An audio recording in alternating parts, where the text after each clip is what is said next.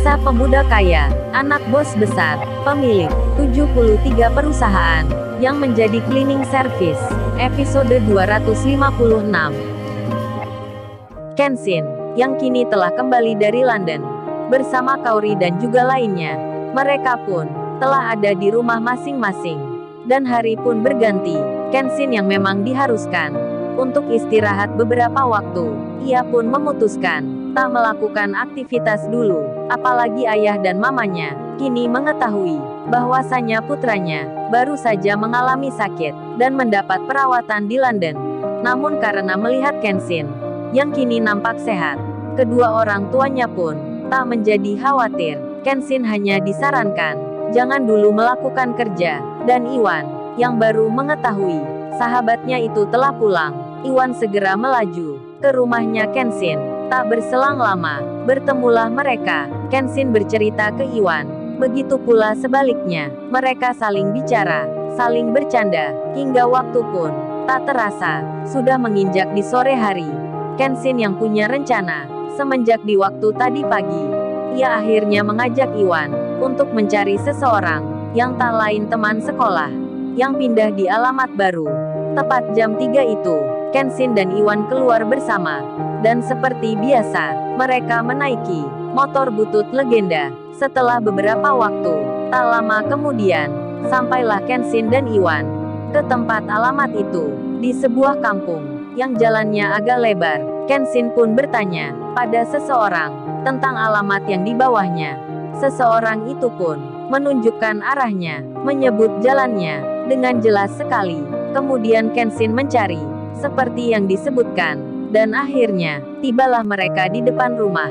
Kenshin bertanya tentang nama temannya pada seseorang. Kenshin itu bicara, "Permisi ya Pak, saya mengganggu sebentar. Ini saya mau tanya, rumahnya Andi di sebelah mana ya?"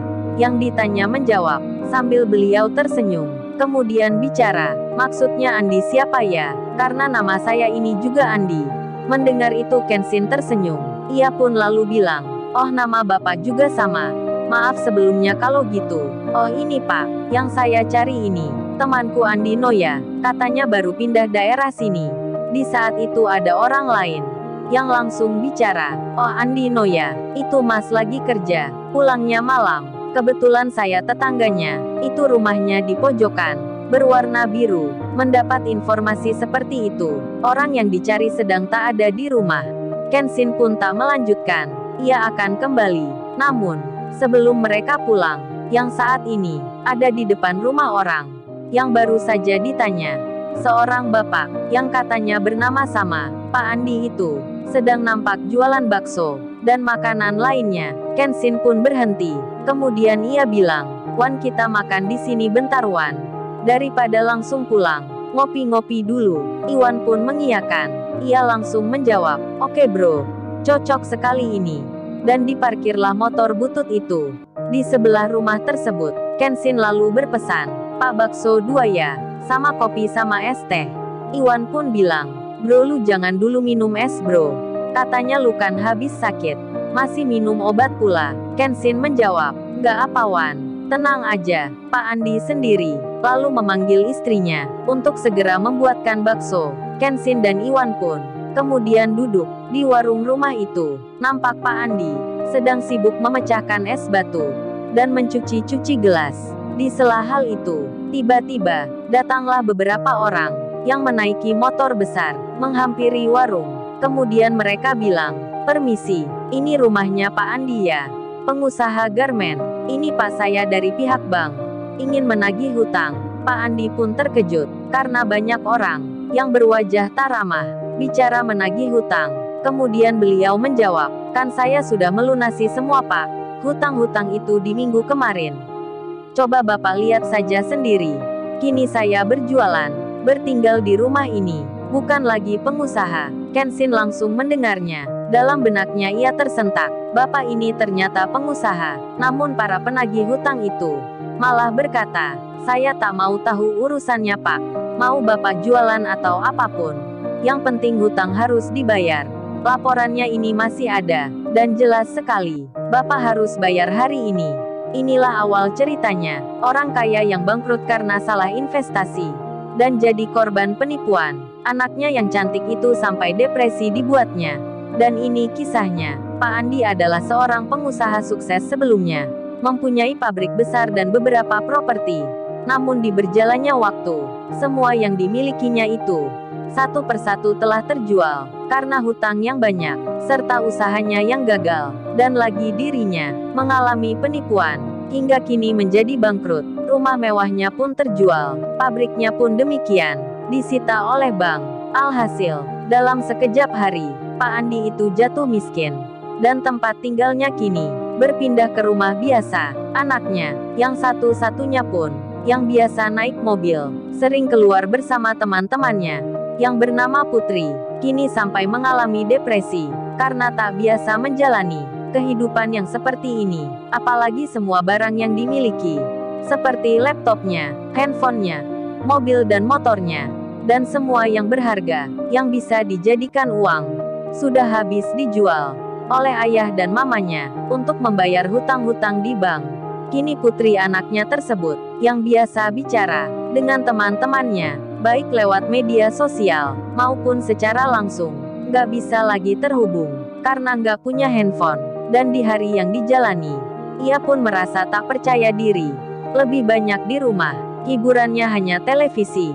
Satu-satunya pula, ayahnya, yang bernama Pak Andi itu, yang kini bersama istrinya, tinggal di rumah biasa, rumah kontrakan pula. Pak Andi dan istrinya itu, sudah beberapa hari ini, tepat hampir 1 bulan, membuka usaha sendiri, di depan rumah, berjualan makanan, baik itu bakso, maupun mie ayam, dan sebelum Kenshin di situ, sebelum debt collector datang, terjadilah percakapan di antara mereka.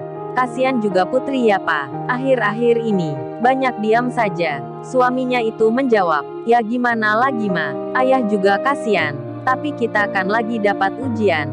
Bersabar aja Ma, beruntung mah hutang besar itu sudah lunas. Meski kita nggak punya harta lagi, tapi ayah nggak masuk penjara.